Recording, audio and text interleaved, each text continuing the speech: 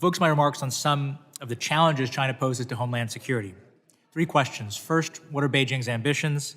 Second, how does it threaten homeland security in the cyber domain? And third, how does it threaten homeland security with respect to transnational crime? So first, what are Beijing's ambitions? The PRC has a grand strategy to displace US-led order. It seeks to, quote, catch up and surpass the US technologically, to make the world dependent on China's supply chains economically, and to acquire the capability to defeat US forces militarily. It's a capable rival too. It's the leading industrial power with more than 30% of all global manufacturing. It's pursuing military bases around the world and in our backyard. And it's the first US competitor to surpass 70% of US GDP. So the second question, how does the PRC threaten homeland security? Well, PRC cyber actors have compromised sensitive US networks with multiple objectives. First, they want American personal data. In the last decade, the PRC has hacked the Office of Personnel Management, Equifax, Marriott, Anthem Health Insurance, and multiple airlines, compromising hundreds of millions of records. Second, they want our IP. The PRC has infiltrated American companies to steal what some estimate as well over $1 trillion of US IP. That even includes compromising cloud providers that handle data for hundreds of companies. And third, they want access to our government systems.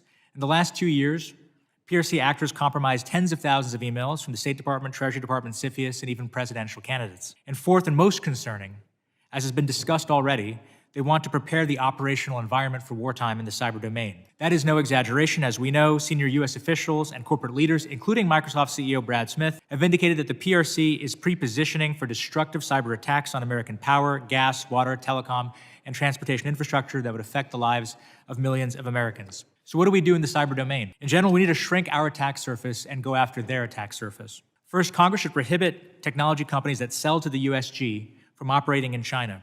For example, the US relies on Microsoft software, but to get market access in China, Microsoft provided source code for that software to Beijing. The USG relies on Amazon and Microsoft Cloud, but both Microsoft and Amazon turned over the operation of their cloud services in China to a Chinese company. All this creates vectors of vulnerability.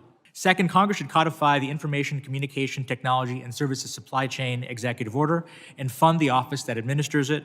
This would let us prohibit certain PRC goods that connect to networks from being in the US market. The Biden administration used this Trump-era tool to keep out PRC-connected vehicles, but that's just the start.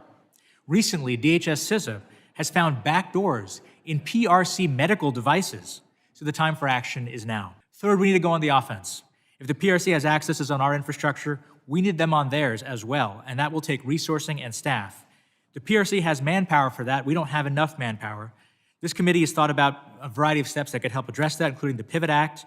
We also have to protect our federal workforce from being cut at a time of peril. Fourth, we need common sense regulation of the private sector, which right now has little incentive to upgrade its cybersecurity. Third and final question, how does the PRC threaten homeland security through transnational crime? Well, we all know that 200 Americans die every day from fentanyl overdose. We know the PRC is complicit, and we know that the PRC gives tax rebates and grants to Chinese chemical companies for manufacturing and exporting fentanyl precursors. We know that it allows them to advertise their goods openly on PRC websites, and we know that its underground banks help cartels launder fentanyl profits. They take hard dollars from the cartels in America, they provide them pesos in Mexico, they sell those dollars to Chinese citizens who want their cash out of China, and they take renminbi in compensation within China. All that happens without any money transferring across a border. Well, the PRC has not taken real steps to address it. They tried in 2019, and again, more significantly in 2023, but it wasn't enough. They have the power to stop the precursor flow. They have the power to stop the money laundering, which occurs, by the way, on apps that they control and that they monitor for dissident activity. And if they can find dissidents, they can find money launderers. But they won't do it because they prefer to keep this issue alive so they have leverage with Washington. So what do? First, we need to strengthen US sanctions authorities against entities involved in the fentanyl trade, including PRC financial institutions. Second, Congress can link progress on fentanyl to other PRC priorities in consultation with the administration. Third, Congress can pass the Corporate Transparency Act so we can track the beneficial owner of PRC shell companies and crack down on money laundering. And finally, we should pass the Halt Fentanyl Act to place fentanyl-related substances as a class into Schedule I of the Controlled Substances Act. I'll end with this. The PRC poses many challenges to our security, but the issues that I focused on in my testimony today are the ones that affect the lives of tens of millions of Americans on a daily basis. The China challenge is often abstract. I think it's important to link it to the lives of everyday Americans. And with that, I thank you for your time and look forward to your questions.